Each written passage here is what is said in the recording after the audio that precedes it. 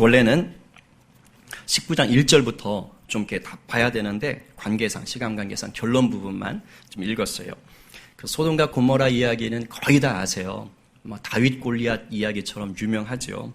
그런데 그래도 혹시라도 모르는 분이 계실까봐 좀 이렇게 전체 내용을 간단하게 오늘 성경대로 좀 요약해보고 들어가려고 합니다. 가끔 보면 그러더라고요. 내가 잘 알고 있는 내용인 줄 알았는데 엉뚱하게 알고 있는 분들도 있어요. 그래서 성경을 다시 한번 좀 점검하는 차원에서 보겠어요. 이제 저녁 무렵입니다. 천사 둘이 사람의 모습으로 소돔에 도착했습니다. 마침 롯이 성문에 앉아 있었어요. 그러다가 그 두 사람을 만났어요. 달려가서 영접하지요. 무릎 꿇고 오십시오. 그래요. 그 두 천사가 아니다. 나는 오늘 그냥 길거리에서 자겠다. 그러니까 롯이 절대 안 됩니다. 우리 집 갑시다. 그래가지고 간곡하게 부탁하니까 못 이겨서 이제 롯의 집으로 두 천사가 갑니다. 롯이 왜 이렇게 했을까요? 소돔이 얼마나 무서운 도시라는 것을 알고 있었기 때문이에요. 그래서 이제 극구 데리고 집에 갔죠. 아니다 다를까. 밤이 깊어지니까 이제 소돔 사람들이 다 들이닥쳤어요. 젊은이부터 늙은이까지 롯의 집을 애워쌌다라고 합니다. 그래서 야, 거기 온 나그네 두 사람 빨리 우리한테 내놔 이러는 것입니다.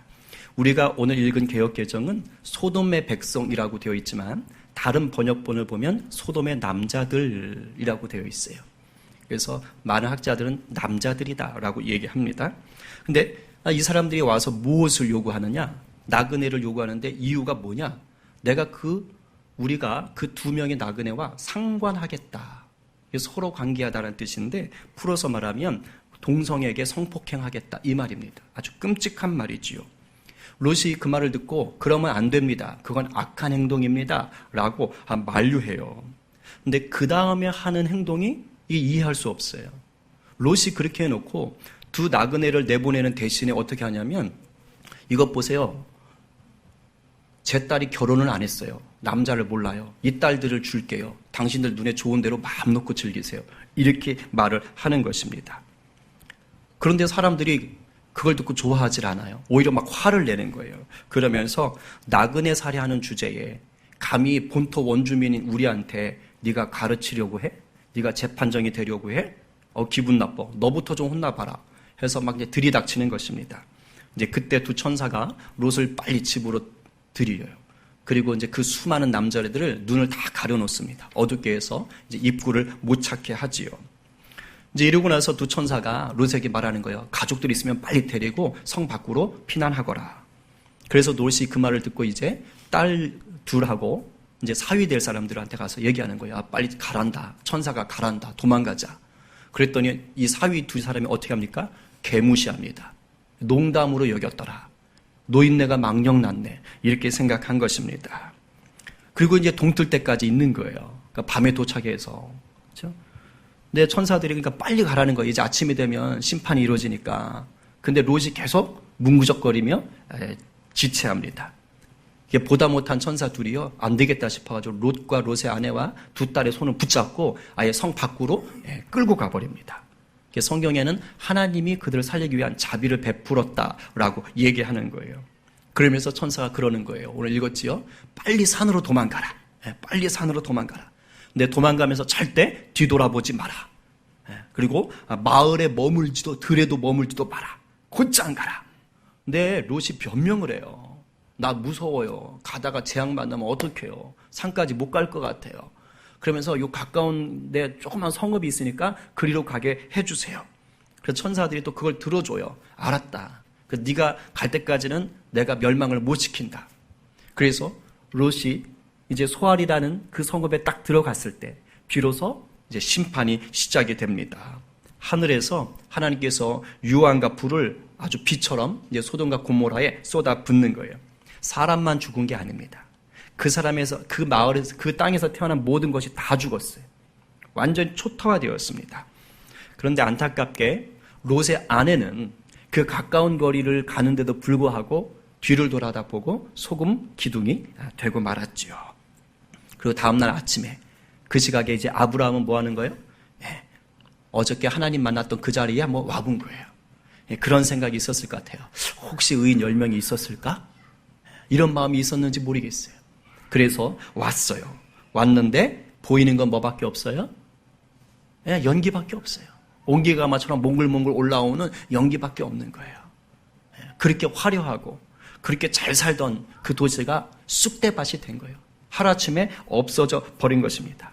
그나마 아브라함이 소돔과 고모라를 위해서 중보했기 때문에 하나님이 그걸 보시고 누구는 건져주셨어요? 롯은 건져주셨더라라고 얘기합니다.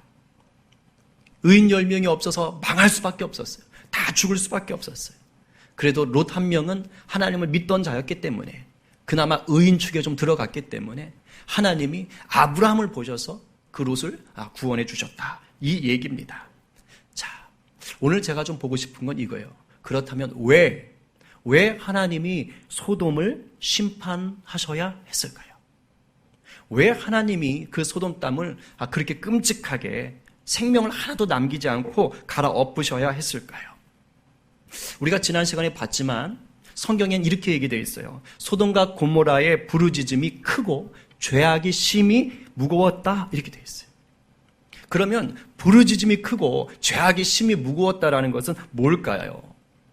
오늘 비로소 이 본문에 그 심히 큰 죄악 중에 하나는 드러났어요. 그게 뭐예요? 집단, 동성, 강간이죠.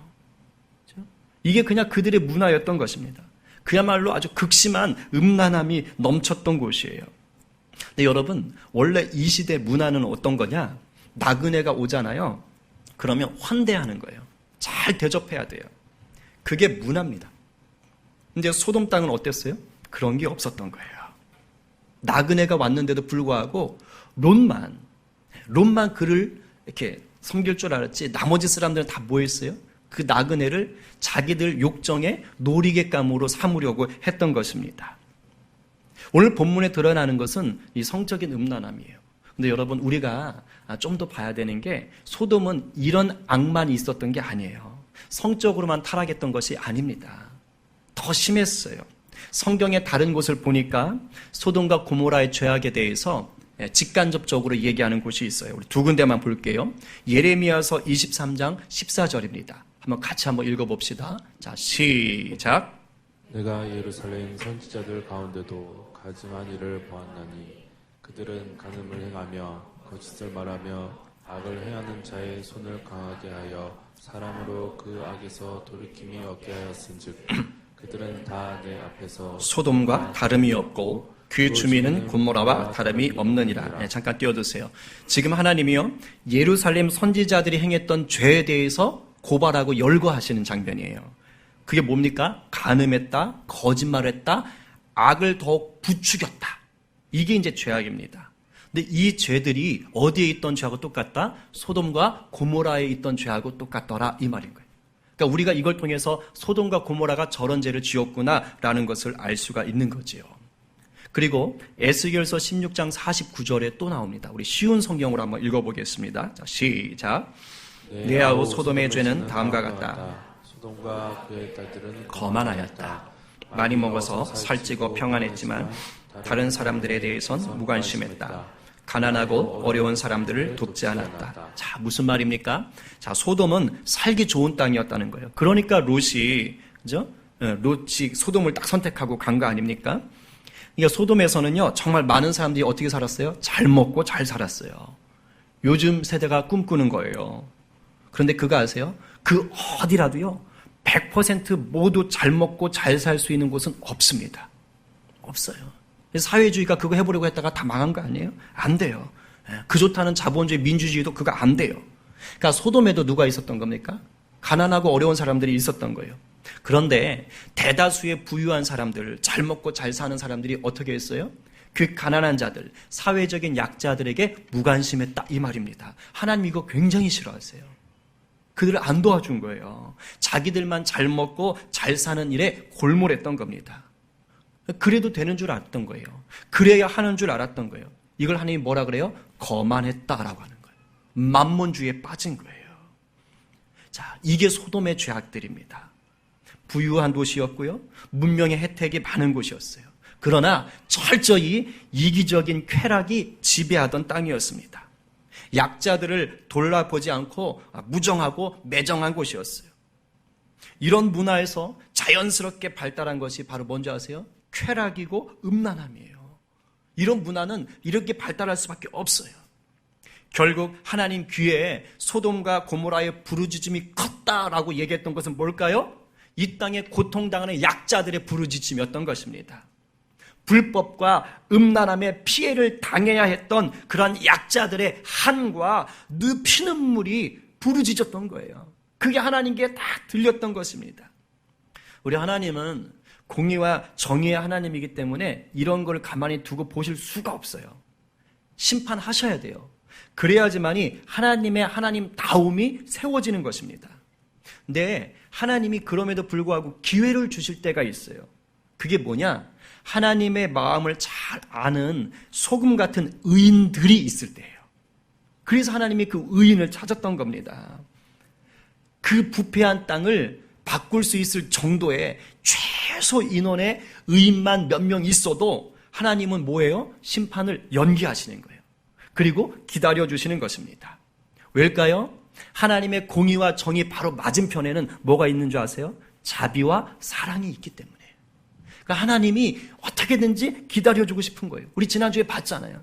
하나님은 죄인을 심판하는 게 목적이 아니라니까요. 돌이키길 원하신다니까요. 그래서 하나님이 기다려주시는 거예요. 하나님의 이 성품은 우리가 사는 오늘날도 동일합니다.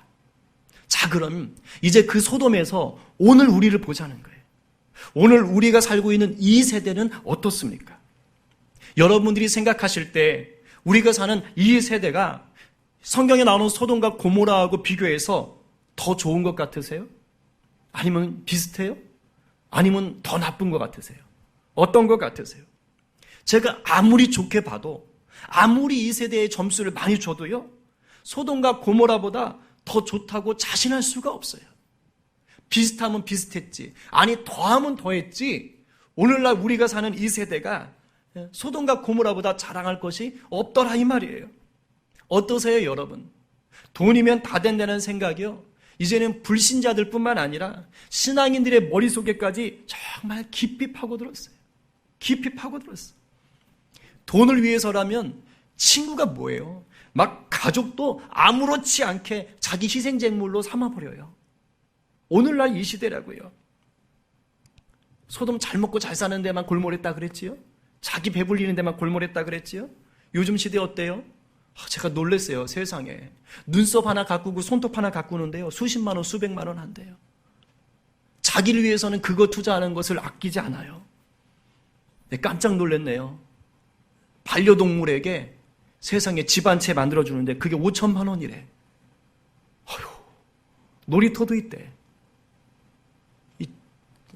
죄송합니다. 혹시 좀 이렇게 사랑하시는 분들, 반려동물 사랑하시는 분들 누가 될까 죄송한데 미친 거 아니에요 이거?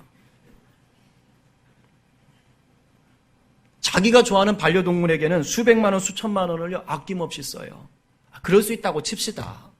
그런데 이 시대가요, 정작 자기랑 상관이 없으면 옆에서 굶어 죽어가도 눈 하나 깜빡 안 해요. 그렇게 이기적이고 무정한 세대입니다. 비정상적인 쾌락과 음란함은 이루 말할 수가 없어요. 마약이니 뭐 환각제니 하는 것들이 이제는 몇 사람들만의 공유물이 아니라니까요. 일반인들도 얼마든지 그걸 가지고 이제 자기들이 그 환각 상태에 있는 거예요.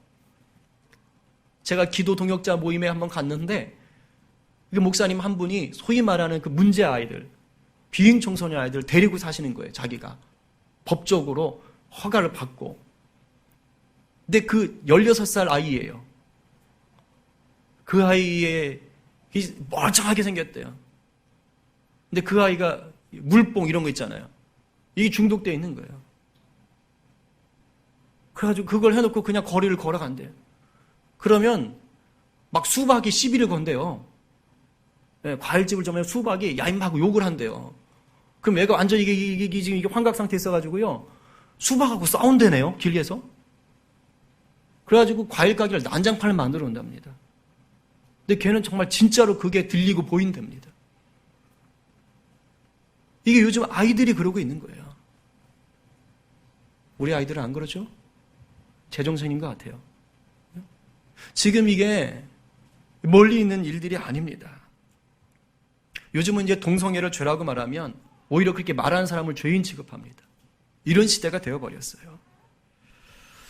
제가 그런 생각이 들어요. 하나님이 이 세대를 보시면서 야, 차라리 소돔과 고모라가 나았다. 소돔과 고모라가 나았어. 그러면서 애통해 하실 것 같아요. 근데 제가 말씀을 준비하다 그런 마음이 들었어요. 그런데 왜 하나님이 아직 심판 안 하실까? 해도 벌써 하셔야 되는데. 네, 제 개인적인 생각은 이거예요. 하나님 주시던 마음은 그래도 중보하는 자들이 있다. 중보하는 자들이 아직 남아있다. 그래서 내가 아직 참고 있다. 근데 안심할 일이 아니다 이거예요. 안심할 일이 아니라. 왜냐하면 이 세대가 갈수록 더 악해져 가고 있는 거예요. 그래서 하나님이 지금 누굴 찾으세요? 더 많은 의인들을 찾으시는 거예요. 더 많은 소금 같은 의인들을 찾으시는 겁니다. 이 세대를 건져낼 정말 제대로 맛을 내는 소금과 같은 자들을 찾고 계시는 거예요. 이 소금 같은 의인들이 저와 여러분들 되시기를 간절히 축복합니다. 여러분, 소금의 기능이 뭐예요? 크게 두 가지 아닙니까? 음식물을 썩지 않게 하는 부패 방지. 또 하나는 음식의 맛을 내는 역할이죠. 둘 다 매우 중요한 기능입니다. 그래서 우리가 소금이 된다는 건 이 썩어져가는 세상을 생명의 복음으로 살려낸다는 뜻이에요. 다른 거 아니에요. 다른 게 아니고 복음으로 이 세상을 살려내는 것입니다. 즉 거룩한 영향력을 드러내는 것이에요. 아브라함과 같은 영적인 영향력을 드러내는 것입니다. 그런데 안타깝게도 이 세대 속에는 아브라함보다는 롯과 같은 기독교인이 너무 많더라 이 말입니다. 복음의 영향력보다는 그냥 세상적인 영향력만 가지고 있는 기독교인들이 너무 많다는 뜻이에요. 겉으로는 힘이 있는 것 같습니다. 나름대로는 돈, 명예, 지식, 권력 등이 있는 것 같아요. 그래서 사회에서 어느 정도 영향력을 끼치는 것 같습니다. 그러나 그것이 복음과는 아무 상관이 없는 영향력입니다. 철저히 자기 만족, 자기 성공을 위한 영향력일 뿐이에요. 이런 세상적인 영향력을 가지고는요, 실제로는 복음의 능력이 없기 때문에 자기 자신도 세상도 바꿀 수가 없습니다. 오늘 설교 제목처럼 맛을 잃어가는 소금, 맛을 잃어버린 소금일 뿐이에요. 이런 사람들의 특징이 뭔지 아세요? 믿음은 있어요. 그러나 종교 생활에 머물고 있습니다. 종교 생활을 하는 거예요. 예수님을 믿는다고는 말하지만 자기가 만들어 놓은 기준, 자기가 만든 틀에다가 예수님을 딱 집어넣고 믿는 겁니다. 거기서 벗어나면 그건 이제 신앙 아닌 거예요. 그리고 세상에서 성공하기 위해서라면 예수님은 언제든지 두 번째, 세 번째, 아니 그 이상 뒤로도 밀어낼 수 있어요. 얼마든지 예수님 뒤로 밀어낼 수 있어요. 이런 사람의 세상을 살아가는 방식은 세상의 방식 90%, 그리고 성경적인 방식 10%, 그냥 간치는 정도예요. 그래서 믿음은 있다고 하는데 주위 사람들이 아무도 몰라요. 너 교회 다녔어?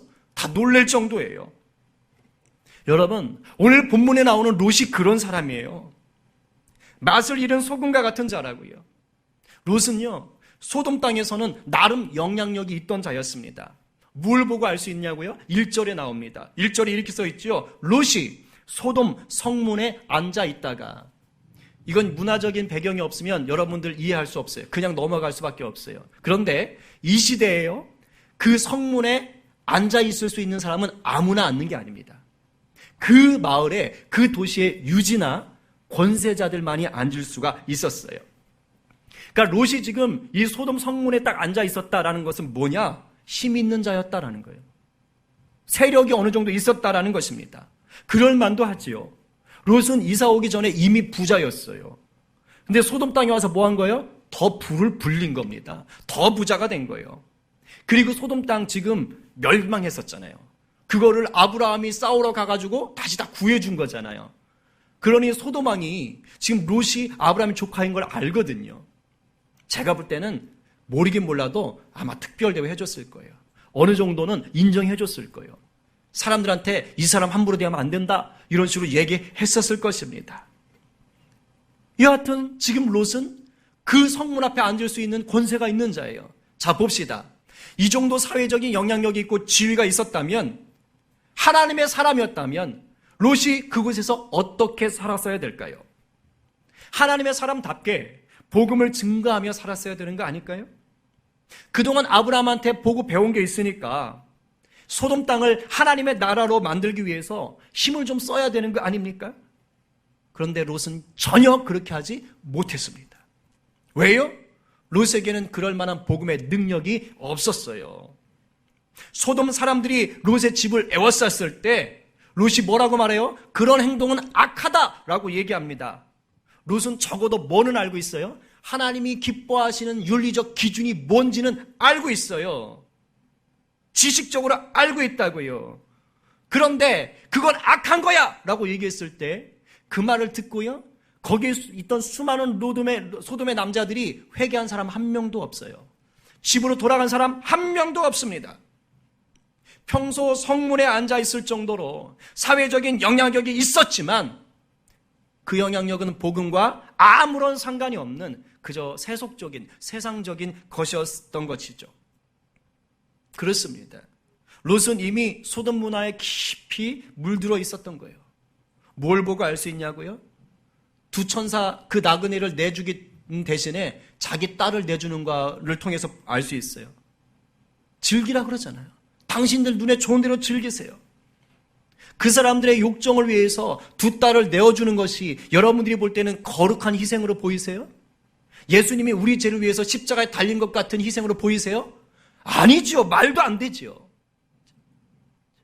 이것은 당시의 소돔 사람들의 음란한 문화의 영향을 받고 그 문화를 그대로 따라간 세속적인 행동일 뿐입니다. 성경적인 지식이 있었고 위기의 순간에 그 지식을 드러내긴 했지만 통하지 않았던 이유가 여기 있는 거예요. 롯이 소돔에서 보여준 그의 평소의 삶이 복음과는 거리가 멀었던 겁니다. 롯이 하나님의 법을 따라 소돔 사람들에게 악하다고 말했을 때 그들이 덤벼들면서 했던 말이 뭐예요? 어쭈 이것 봐라. 이 나그네 주제에 네가 감히 우리를 가르쳐? 우리의 재판장이 되려고 해? 이겁니다. 하나님의 기준을 들이대니까 무시당하는 거예요. 사위들은 어땠어요? 농담하시네. 하나님의 기준을 들이대니까 농담한다고 여겨지는 거예요. 롯의 아내는 어땠어요? 천사들의 말을 무시해버리는 거예요. 그리고 뒤돌아봐서 소금기둥 된 겁니다. 오늘 본문에 나오지 않지만 롯의 두 딸은 어땠는 줄 아세요? 오늘 보면 바로 뒤에 나오거든요. 소 아래 있다가 그것도 무서워서 동굴로 피합니다. 근데 이 말도 안 되는 일이 벌어져요. 이 두 딸이요. 야, 우리가 후손을 봐야 되는데 남자가 없네? 아빠한테 술 먹여서 취하게 만들자. 그리고 자기 아버지를 술 먹여서 취하게 하고요. 둘이서 아버지하고 관계 맺어서 둘이 임신을 합니다. 그게 암몬과 모압이에요. 이게 믿음의 사람으로서는 할 수 없는 아주 기이한 행동이 벌어지는 거예요. 이게 롯의 집안입니다. 여러분, 이 모든 것이 결국 어디서 비롯됐어요? 믿음의 가장인 롯이 평소 어땠는지를 다 보여주는 거예요. 롯은 그의 집에서 믿음의 본을 전혀 보이지 못했습니다. 가족에게 하나님을 믿는 참된 믿음의 가치를 가르쳐주지 못했어요. 나아가서 사회적인 영향력은 있었지만 그 영향력으로 복음을 살아내는 데는 철저히 실패했던 것입니다. 물론 베드로는요, 이런 롯을 향해서 의인이라 그래요. 제가 이게 참 이해가 안 됐어요. 아니, 어떻게 이런 사람이 의인이야? 그런데 성경은 성령의 감동으로 쓰는 것이니까 이 베드로 한 사람의 개인 의견은 분명히 아닌 거예요. 우리 베드로후서 2장 7절 8절 세번역 성경으로 한번 읽어봅시다. 자, 시작. 그러나 모범한 자들의 방탕한 행동 때문에 두려움을 겪던 울은 사람 롯은 구하여 내셨습니다. 그 이는 그들 가운데서 살면서 보호 듣는 그들의 불의한 행실 때문에 날마다 그의 의로운 영혼에 고통을 느끼고 있었던 것입니다. 제가 오늘 말씀을 준비하면서 깨달았어요. 성경이 왜 이 말을 했는지, 왜 베드로를 통해서 이 말을 했는지 알았어요. 이게 우리 모습일 수 있어요. 우리로 하여금 이렇게 흑백 논리에 빠지지 않으면서 이게 우리의 실체인 걸 보여주는 거예요. 여러분 이거 눈여겨봐야 됩니다. 소돔과 고모라에는 의인이 딱 한 명 있었어요. 그게 롯입니다. 근데 그 의인은요 전혀 힘을 못 쓰는 의인이었던 거예요. 왜요? 그 문화에 빠져버렸어요. 그런데 힘들어했어요. 그러니까 완전히 나쁜 사람은 아닌 거예요. 우리 중에 이런 사람 너무 많잖아요. 세상에서 사는 게 힘든 거예요. 세상 문화가요 자기하고는 안 맞는다는 걸 알아요. 아 이거 아닌 것 같아. 다 압니다. 고통스러워까지 해요. 근데 그거 아세요? 딱 거기까지. 딱 거기까지. 좀 안 맞는데, 힘든데, 불편한데, 그런데요 그걸 이겨내기 위해서 하나님 앞으로 안 나와요. 안 나옵니다. 믿음의 도전은 하지 않습니다. 왜일까요? 이게 중요해요. 소돔에서 성공하기에 바빴어요. 성공하기 바빴어요. 그래서 하나님을 마음 중심에 두지 않았던 겁니다. 롯만의 모습인가요? 저도 회개 많이 했어요. 성경 어디를 봐도 롯이 스스로 하나님을 찬양하거나 예배했다는 말 안 나옵니다. 오히려 소돔은 그곳에서 사회적인 명망을 쌓기 위해 더 집착했고 미련을 뒀을 뿐이에요. 왜 천사들이 소돔 땅을 빨리 떠나라 그랬을 때 동이 틀 때까지 소돔이 지체했어요? 모아놓은 재산 때문이에요.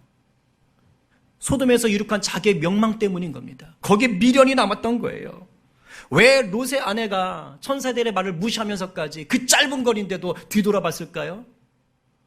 그 소돔 땅에서 즐기던 그 즐거운 일들, 쾌락, 그 돈 때문인 겁니다. 거기에 미련이 남은 거예요. 롯은 하나님을 믿지 않은 게 아니에요. 믿었어요. 그런데 하나님보다 소돔 땅을 더 좋아했어요. 경건의 모양은 있었지만, 어느 정도 있었지만 경건의 능력은 하나도 없었습니다. 아브라함 옆에서 함께 예배할 때는 자기가 신앙 좋은 줄 알았겠지요. 분위기가 그러니까. 그 믿음이 소돔 땅에서도 계속될 줄 알았지요. 그런데 그렇지 않았던 거예요. 정작 하나님의 심판날 앞에 서 보니까 자신의 진짜 신앙이 어느 정도인지가 다 드러났던 것입니다. 복음의 능력이 없었던 거예요. 왜요? 롯 자신이 하나님과 인격적으로 동행한 적이 없어요. 이건 무서운 일입니다. 예수 믿는데 예수님과는 동행하지 않는 거예요. 이렇게 되면 어떻게 되는지 아세요? 결국엔 세상에 쉽게 물들어 버려요. 소금 다음 맛을 다 잃어갑니다. 우리가 사는 이 세세는요, 소돔과 고모라와 다를 바가 없다고 했잖아요. 근데 하나님은 우리가 롯처럼 살기를 원치 않으신다는 거예요. 롯은 구원 받았어요. 그런데 구차하게 목숨만 연명한 자가 됩니다. 소돔에서 구출받았지만 그 가족이 어떻게 돼요? 풍비박산 납니다. 그 뒤로 롯에 대해서 얘기가 안 나와요. 구차한 연명입니다. 구차한 연명. 하나님은 우리가 이렇게 살길 원하지 않는 거예요. 그 사인으로 지금 롯이 이곳에 있는 것입니다. 그래서 성경에 기록된 거예요. 하나님이 우리를 이 세대 속에 살게 하는 이유는 롯이 아니라 아브라함과 같은 의인으로, 아브라함과 같은 영향력으로 살아가길 원하는 거예요. 맛을 제대로 내는 소금 같은 성도로 살게 된다는 것입니다. 여러분, 저도 여러분도 언젠가는 심판날 앞에 반드시 서게 돼요. 그때 롯과 같지 않을 자신 있으세요? 맛을 제대로 내는 소금으로 서 있을 자신 있습니까? 그럼 어떻게 해야 우리가 맛을 잃지 않은 소금 되는 겁니까? 오늘 계속 얘기했어요. 뭐예요? 우리에게 맛의 근원이 되신, 복음의 근원이 되신, 생명의 근원이 되신 그 예수님과 날마다 동행하는 거예요. 날마다 동행. 이 날마다는 하루 중에 1시간, 2시간 예수님 생각하는 것 아니요. 그런 것 아닙니다. 24시간, 365일 주님과 함께하는 거예요. 다른 말로 말하면 이게 성령 충만인 거예요. 이게 주님 말씀대로 사는 겁니다. 그럴 때 우리는 세상에서 소금과 같은 영향력을 드러낼 수 있는 거예요. 여러분, 주님과의 친밀함이 곧 능력입니다. 주님과의 친밀함이 곧 경쟁력이에요. 이걸 잊지 마시기 바랍니다. 아까 소돔의 제약들 쫙 열거했지요? 여러분, 거짓말 안 하는 것, 죄악을 부추기지 않는 것, 쾌락과 음란함에 빠지지 않는 것, 약자를 돌보는 것, 부정과 부패를 일삼지 않는 것, 이런 것들보다 더 중요한 것, 아니 제일 중요한 것이 있어요. 그게 뭔지 아세요? 주님과 친밀히 동행하는 것입니다.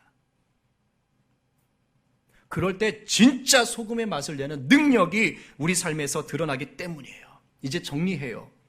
소돔과 고모라 같은 이 땅에서 어떻게 사시겠습니까? 롯처럼 끙끙 앓아가면서 이러지도 못하고 저러지도 못하고 세상과 타협한 채 그저 맛을 잃은 소금처럼 목숨만 연명하시겠습니까? 그러다가 부끄러운 구원 받으실 거예요?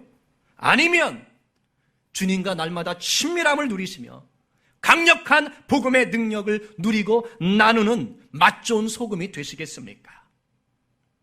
내가 노력해서 소금 되는 게 아니에요. 이미 주님은 우리를 맛 좋은 소금으로 불러주셨습니다. 아멘이세요? 아멘이에요. 내가 뭘 해서 되는 게 아니고 이미 부르신 거라고요. 이걸 주님과 동행할 때 누리는 겁니다. 왜 의심하세요? 왜 두려워하십니까? 이미 주셨는데. 이걸 믿으세요? 굳게 믿는 자만이 풍족하게, 풍성하게 누릴 수가 있습니다. 저와 여러분 모두가 이 한 주 동안에도 우리 주님과 정말 모든 시간 동행하시면서 복음의 능력을 풍성하게 누리게 되기를 간절히 축원합니다.